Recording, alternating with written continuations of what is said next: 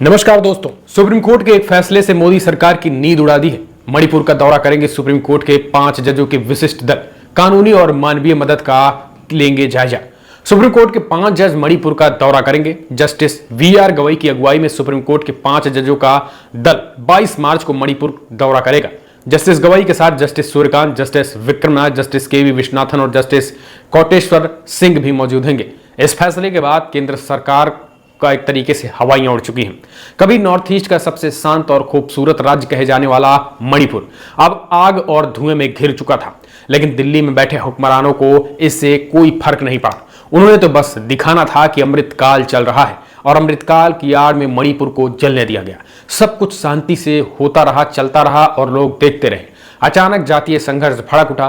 मैती और कुकी समुदाय एक दूसरे के खिलाफ खड़े हो गए और कुछ ही दिनों में देखते ही देखते राज्य दंगे की चपेट में चला गया। हत्या, बलात्कार और लूट के दलदल में पूरी तरीके से मणिपुर धंस गया। लेकिन दिल्ली की चुप्पी नहीं टूटी। विपक्ष लगातार हमलावर होता रहा, लेकिन दिल्ली को इस पर कोई खबर ना।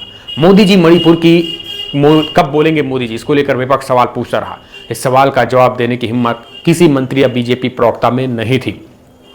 टीवी डिबेट्स और तमाम चीजें चली। नेहरू ने क्या किया, मुगलों का अत्याचार कैसे विषय बना रहा, और सरकार, ये सब मणिपुर को गूगल मैप्स में इग्नोर कर दिए थे। जब देश में कोई भी गंभीर संकट आता है तब जनता अपने नेता की तरफ देखती है, लेकिन हमारे प्रधानमंत्री मोदी जी इतने व्यस्त थे कि उन्हें मणिपुर के लिए समय ही नहीं मिला। लेकिन अब सुप्रीम कोर्ट के फैसले के बाद केंद्र सरकार की हवाइयां उड़ गई हैं। अगर देखा जाए तो मोदी जी पहले विदेशों के दौरों में व्यस्त थे, फिर मोदी जी के 9 साल कैंपेन में लग गए और जब फुर्सत मिली तब मणिपुर पर साइलेंट मोड ही ऑन रहा। 78 दिन के बाद भी पीएम मोदी ने जब बोला तो सिर्फ 28 सेकंड का बयान दिया कि मणिपुर में जो हो रहा है वो दुखद है। इसके बाद वो कुछ नहीं बोले। लेकिन अब जो है वो सुप्रीम कोर्ट ने बड़ा फैसला लिया है और सुप्रीम कोर्ट इस पूरे मामले में खुद जो है वो मोटो लिया है और सुप्रीम कोर्ट के 5 जजेस मणिपुर जा रहे हैं। अब आपको बता दें कि अगर आप देखेंगे तो मणिपुर के हालात वैसे इतने खराब अभी भी हैं, लेकिन मीडिया में कहीं भी कुछ नहीं चल रहा है।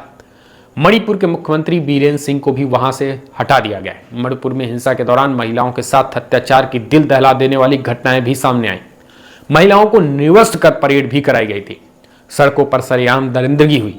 वीडियोज वायरल हुए पर सरकार और पुलिस पूरी तरीके से सोई रही। लगातार मणिपुर के मुख्यमंत्री एन बीरेन का इस्तीफा बीजेपी के कांग्रेस पार्टी के नेता मांगते रहे, लेकिन कुछ नहीं हुआ। जब ये वीडियो सामने आए तब जाकर सरकार की नींद उड़ी कि कैसे महिलाओं के साथ बलात्कार हो रहा है। देश पे ट्विटर पे मुद्दा बढ़ा, लेकिन उसके बावजूद भी बीजेपी के नेता वॉट एबाउटरी शुरू कर दी कि राजस्थान में भी तो महिलाओं के साथ इस तरीके की चीजें हो रही। पश्चिम बंगाल में महिलाओं के बुरे हालात हैं। सरकार सवाल न पूछे, इसलिए सवाल पूछा जाने लगा बीजेपी की तरफ से। लेकिन सबसे बड़ा सवाल यह है कि अगर तुम्हारे घर में आग लगी हो तो क्या पड़ोसी के जलती झोपड़ी दिखाकर बहस करोगे? लेकिन ये सफाई भी तब आई जब मामला वायरल हुआ था, वरना सरकार इसे भी आंखें मूंद कर अनदेखी करती रही। अमित शाह पहुंचे थे।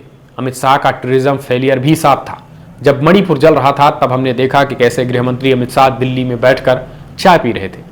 काफी आलोचना हुई तो मजबूरी में उन्हें मणिपुर का दौरा करना पड़ा। अमित शाह के दौरे का मतलब यह था कि वो 5 सितारा होटल में ठहरते हैं, बीजेपी नेताओं के साथ मीटिंग करते हैं। स्थिति पर गंभीरता से नजर रखना मतलब कुछ भी नहीं था। शाह साहब ने कह दिया कि स्थिति नियंत्रण में है, लेकिन ठीक कुछ नहीं हुआ और उसी दिन फिर से दंगा भड़क गया। लेकिन आज समय बीतता गया और अब सुप्रीम कोर्ट ने स्वमोटो सरकार को फटकार लगाई। केंद्र सरकार कहा कि बिल्कुल असफल है। सुप्रीम कोर्ट को मजबूरी में दखल देना पड़ा, लेकिन उसके बावजूद भी केंद्र सरकार की चुप्पी नहीं टूटी। जस्टिस बीआर गवई ने सरकार को सीधे तौर पर अब लताड़ लगाई। केंद्र सरकार का पूरी तरीके से फेल है और अब इसका जवाब किसी बीजेपी नेता के पास नहीं था। लेकिन जस्टिस वीआर गवई के नेतृत्व में 5 जज अब सुप्रीम कोर्ट के वो मणिपुर जा रहे हैं। इस फैसले के बाद से भारतीय जनता पार्टी में मातम का माहौल है और एक बार फिर से ये मणिपुर बड़ा मुद्दा बन चुका है। मणिपुर से लेकर नागपुर तक जल रहा है, लेकिन सरकार चुप है। सुप्रीम कोर्ट अब फैसला लिया है कि अब इस निष्क्रियता को हम स्वीकार नहीं करेंगे।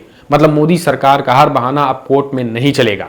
मणिपुर में हिंसा पीड़ितों की कानूनी मदद के लिए NLSA विशेष अभियान चला रहा है। सुप्रीम कोर्ट के 5 जज मणिपुर का दौरा करेंगे, जिसमें जस्टिस बीआर गवई की अगुवाई में सुप्रीम कोर्ट के जजों का दल 22 मार्च को मणिपुर का दौरा करेगा। जस्टिस गवई के साथ justice Suryakant, justice Vikram Nath, justice के वी विश्वनाथन और जस्टिस कोटेश्वर सिंह भी मौजूद रहेंगे। यह विशेष दल कानूनी और मानवीय मदद का जायजा लेगा, साथ ही विस्थापित लोगों की जरूरतों और मुश्किलों तक उनके उपायों पर चर्चा करेगा। चेन्नई से आने वाली डॉक्टर्स की टीम भी वहां का दौरा कर मेडिकल जरूरतों के मुताबिक सुविधा उपलब्ध कराएगी।